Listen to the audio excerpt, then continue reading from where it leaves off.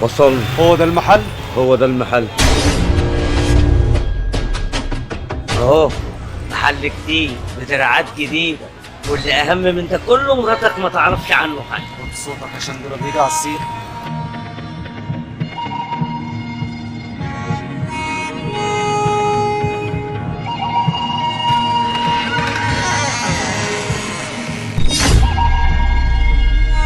مساء الخير. عايزين روم في المستخبي كده يا جدعان. هو الاخ ده متلسم ليه؟ لا ابدا، اصله عليه طار. يا عم مش تقول كده، نشفت طريقي. تعالى معايا روم 5.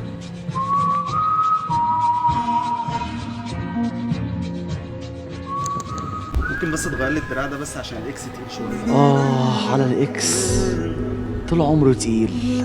معلش يا باشمهندس، هات له دراع عشان ما يتحججش. هو انت من الناس دي؟ انا من الناس دي، اول ما بيجي فيا جون بتحجج بالدراع. غير لي بقى الدراع بعد اذنك.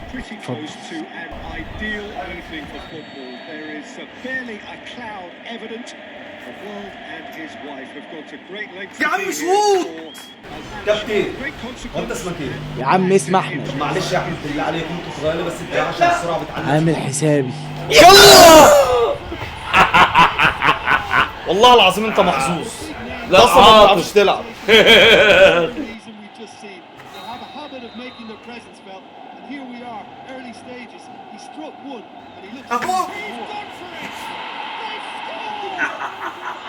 The big names earn their reputation.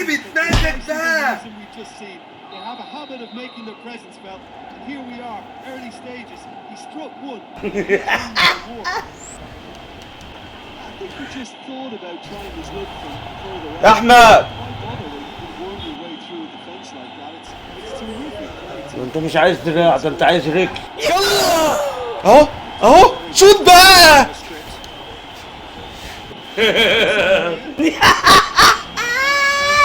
يا جدعان الصوت. اخلص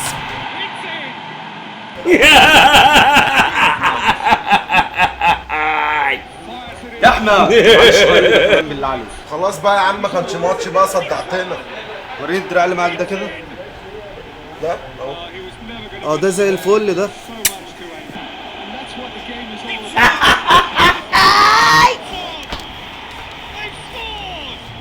يا احمد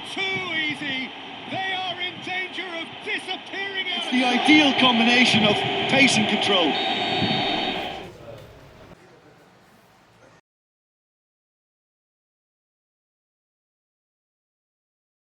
تصدق فعلا الدراعات طلعت كلها جديده.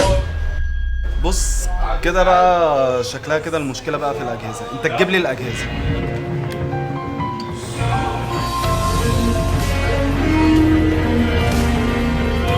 الو. إيه اللي أخرك كده؟ انا المدير بس بعتني شغل كده جنب الشغل على طول وجاي. لا يا بابا،